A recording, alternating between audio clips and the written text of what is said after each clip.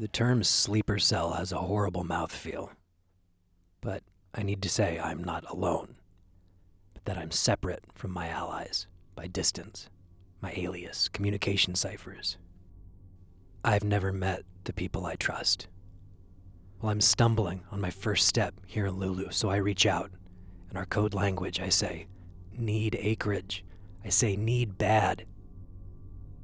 Today I wake up in my most recent sleeping place with a thought that's more like a recent memory.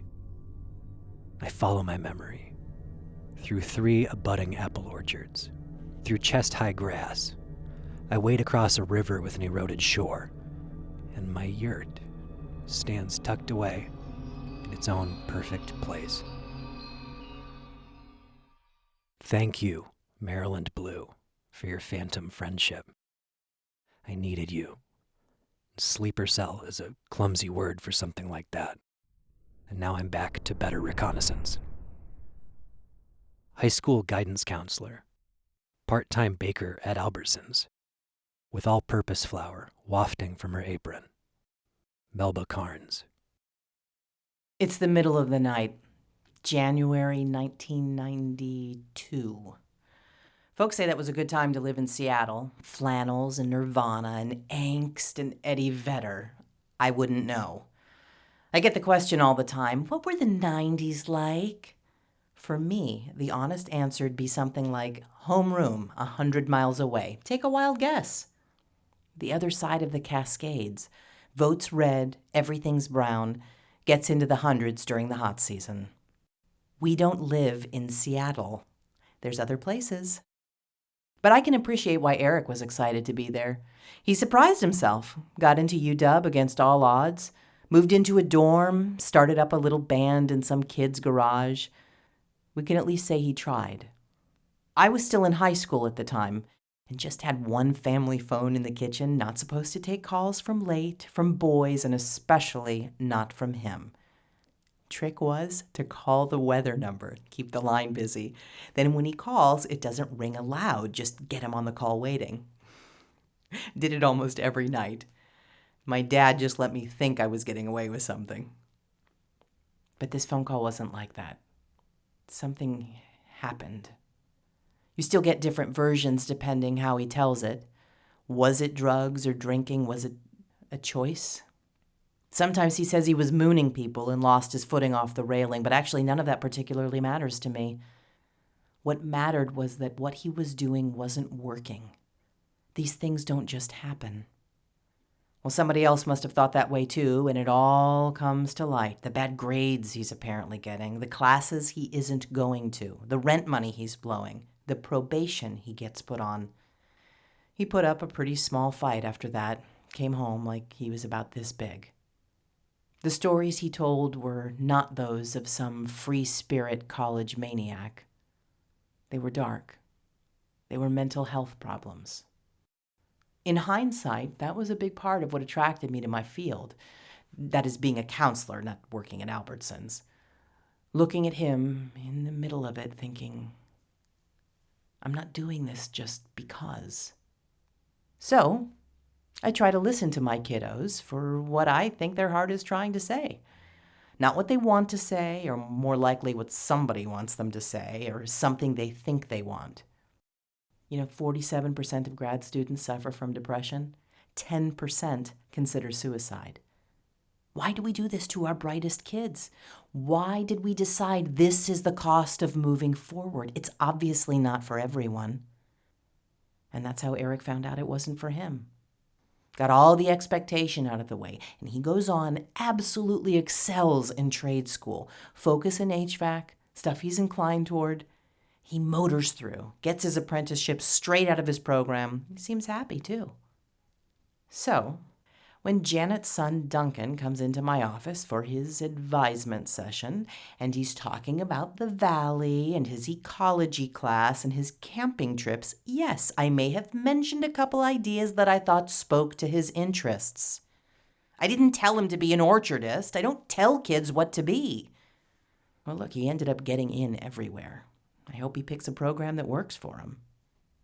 Lucky for Eric, who's now my husband, and for me, he happened to land on some tall shrub thing.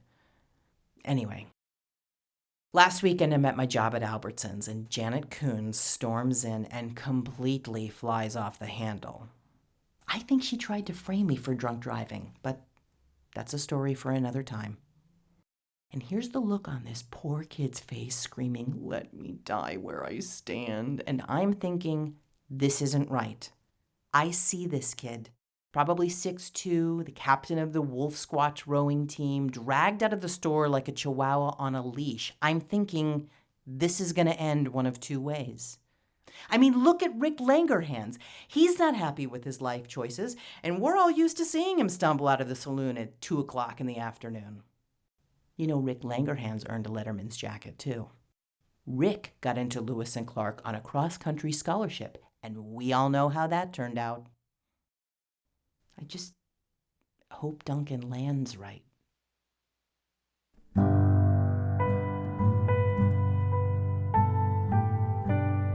How do you remember young? What do you remember young? How do you remember young? Was it so close to the bone? Was it either all or none? Did it all revolve around someone? Or Janet, were you alone? Was it any fun? How do you remember young?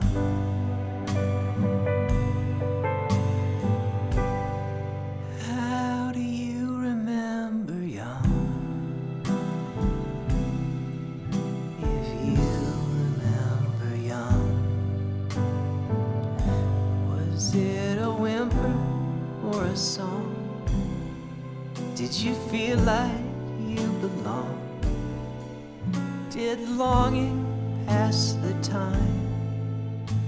Did time just march along? Did you know to what degree? Did you grow or shrink away? Take me back to the day. Take me back to the day. If you remember young.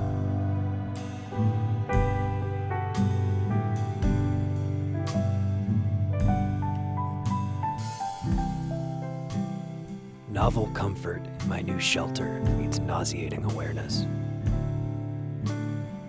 At 2:29, I flip the pillow to the cold side. My hand brushes my shoulder. I feel something. Oh no. I scramble out of my sleeping bag and light the propane lantern. Yup, there it is. Burrowed by a tick from the overgrowth. I open my pocket tool. I go to the tweezers. Remember Cub Scouts. I remove the animal by its mouth parts. Remember, Police Sergeant O'Connell. We are surrounded by bloodthirsty things. So I go down onto the parade route day before the Easter festivities. A day off, but I'm still suited up. And I'm just looking for somebody to point me in a direction. It's disorganized, but it always is.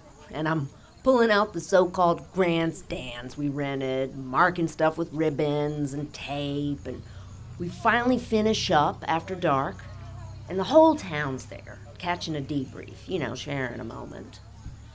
And I remember opening a Bud Light, second, third, tops. Then something snagged my attention up the road. Don't know if anybody else noticed it. It kind of gave me a feeling. So I step up onto Pine Street just to look down a ways, and I don't see anything. But I feel a something. And now my stomach isn't right. So I plop down on the curb. And the next thing, as if no time's passed at all, I'm opening my eyes in my house on Monday, the day after the parade. I mean, after the picnic and the egg hunt and the fun. Did I drink that much? No, I didn't drink that much. Did I have some kind of mental bad thing? Oh gosh, I hope not. And my husband, Carl, he doesn't mention it. And that's strange too. Unless maybe he's got the same thing going. Like maybe we got a gas leak in the house or something. Now, how to poke around without sounding funny, or make people worry, or make people doubt me here. Makes me nervous nobody said anything. Hope I don't end up hearing about this down the line, whenever I make the wrong person mad enough.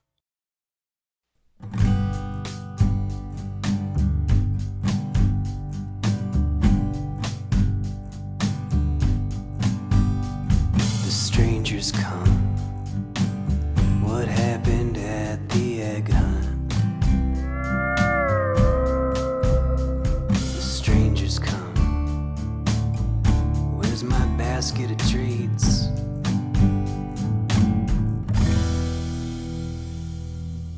The fog slurps up the valley. It burps back up the bones. The power flickers once, the hour on my phone says, that can't be right. The strangers come.